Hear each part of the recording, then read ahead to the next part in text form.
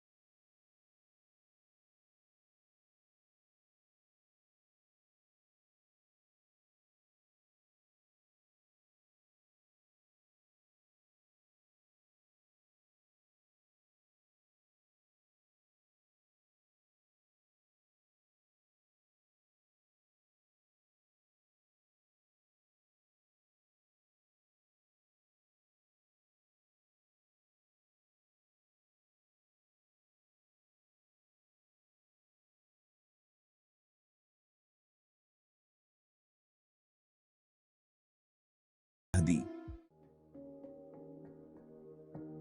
दादाजी की बातें अमित के दिल को छू गईं। उसने ध्यान और माइंडफुलनेस का अभ्यास शुरू कर दिया। शुरुआत में तो उसे यह मुश्किल लगा। उसका मन इधर उधर भटकता रहता, पर धीरे धीरे अभ्यास से उसे फर्क दिखने लगा। उसका मन शांत होने लगा। वह अपने विचारों को आने और जाने देता, उन्हें पकड़कर नहीं रखता था। अमित ने अनुभव किया कि जैसे जैसे उसका मन शांत होता गया, वैसे वैसे उसकी चिंता और बेचैनी भी कम होती गई। ध्यान के माध्यम से अमित वर्तमान क्षण में जीना सीख रहा था।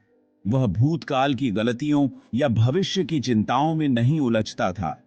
वह अपने आसपास की खूबसूरती को देखने लगा।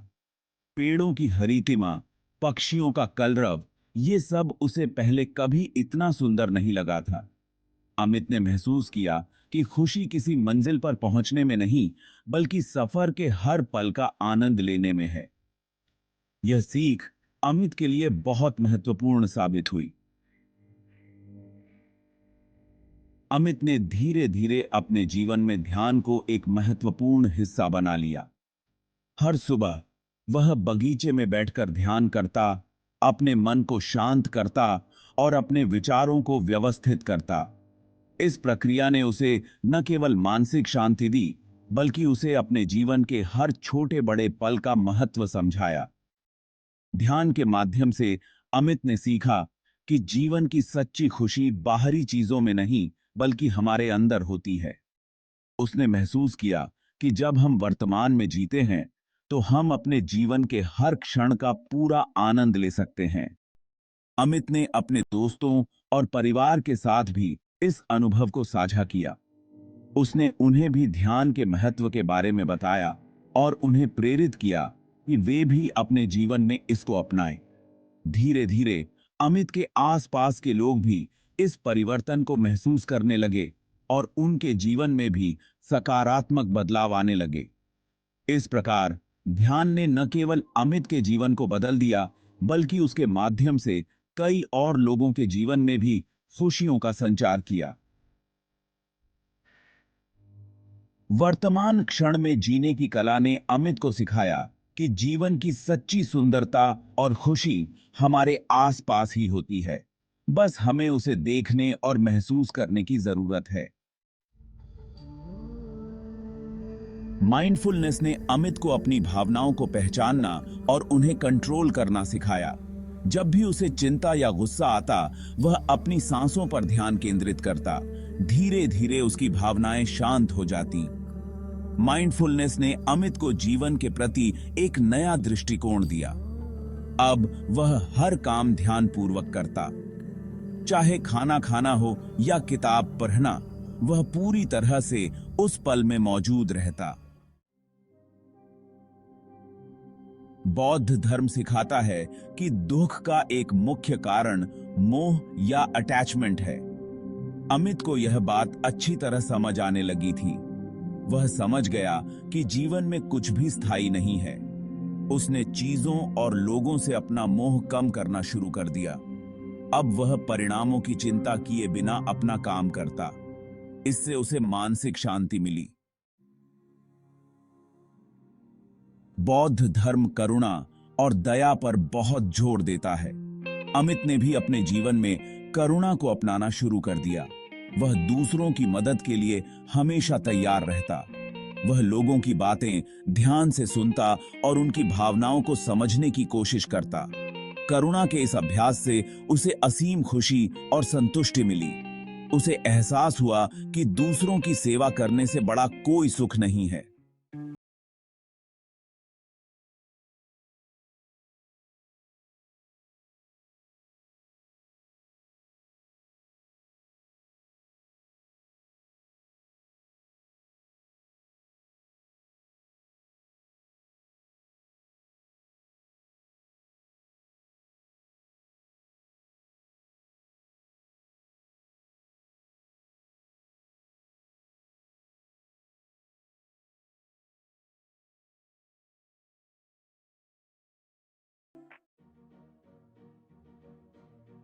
अमित की कहानी हमें बताती है कि बौद्ध शिक्षाएं हमें मानसिक शांति पाने में कैसे मदद कर सकती हैं।